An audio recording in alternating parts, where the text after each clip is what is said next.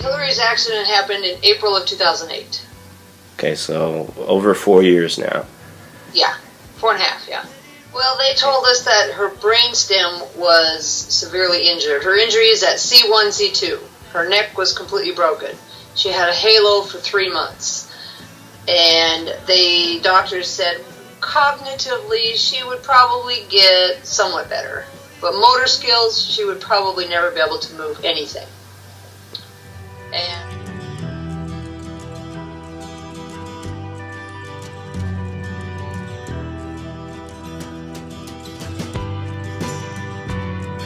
now, working with the physical therapist, the occupational therapist, the Acuscope, and the Myopulse, working with all of those things, her hands are opening up, and she's been able to maneuver her hands enough that the occupational therapist thinks that she will be able to handle a joystick to maneuver the chair now. So really, really. I'm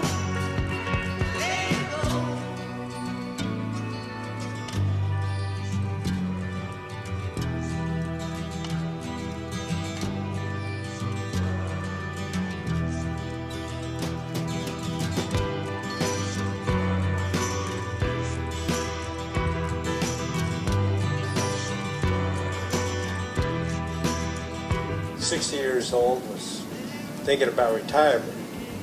In a not too distant future, but that looks like it's probably out of the question for the time being. But I do what I can. Right?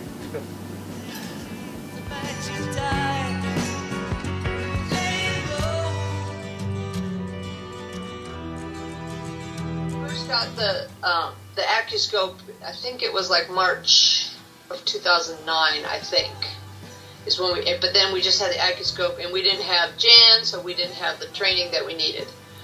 Now, what I understand is you were a little frustrated when you first got a hold of Jan about it, because yes, I wanted her to help me sell my machine. and then she said, I don't help people sell their machines. I will teach you everything you need to know so you won't want to sell your machine. I'm finding that most people are using this technology to about 50% of its capability, and I'd really like to get everyone up to 100%. Yes, that's turned out to be the fact, yes. Good. And one thing that absolutely convinced me of the machines was she had just a limp wrist, just like this, like a stroke patient, and it would just, it would just flop from one, wherever it was. It just, if it wasn't supported or leaning against something, it just flopped all over. And we were treating, I think it was from her shoulder to her elbow. We were treating that section. And all of a sudden, her hand just went like this, and it just went boing, and it just popped up straight in the air. Wow. And it has been strong like that ever since. It never went back to being limp. Before her accident, she would be around horses, and she's had opportunity to ride them. And so I always thought that the CHAPS, which is horse equine therapy program, I thought that that would be great to get her back into. And so we tried to do that, and it just, they said, well, because she can't move her arm because the therapist has to move her arm for her, that's called therapy, we can't do therapy. So we had to give that up a year and a half, 2 years ago. We had to quit trying that. And so then we decided that since she was having more movement in her arms, we would try it again. And so we have brought her back, and now she can bring up her arm herself, and she can pet the horse on her own. Oh, wow. And she really likes it, and they just sit and they just look at each other eye to eye. And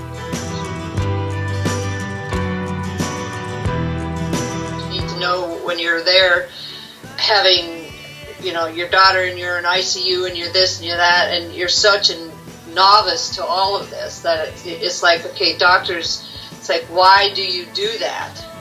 Why do you give people such little hope? Right. That I just, I just don't understand why they do that. They just, well, she'll never this, she'll never that. Maybe they've never heard about restoring nerve conductivity, and we can't really blame them for not knowing, because they don't know this technology, which is so unique, which can do that. So